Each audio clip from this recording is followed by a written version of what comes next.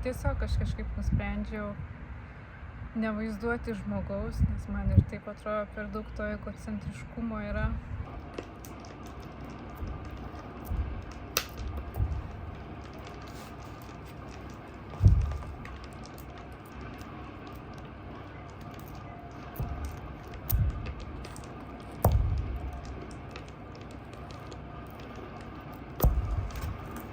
Jis yra labai lengvai pasiekiamas motyvas man.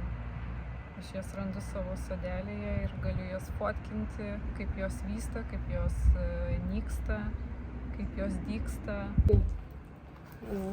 Mūsų forma kažkur ir tada tu galvoji, ką mes su tavo ugnim darom. Čia va, katilą verdi, smala. Tai vat, kad nedėra jos. Iš vienos pusės kaip ir smala turi tą blizgumą, kažkokio tai grožio savy. O gėlės irgi yra tarsi kažkoks grožio simbolis. Bet iš tikrųjų tai gamtoj toks grožis, jisai visą laiką turi kažkokį motyvą, dėl ko jis yra gražus.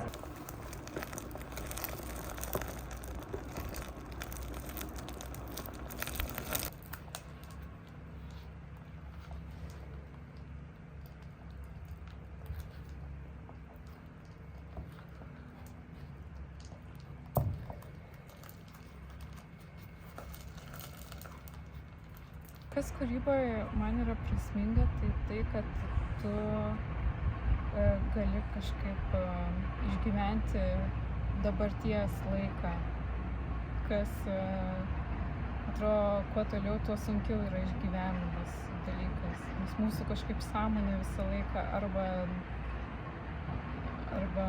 kažkaip priekį, arba atgal. Ir to dabarties ir nebelieka.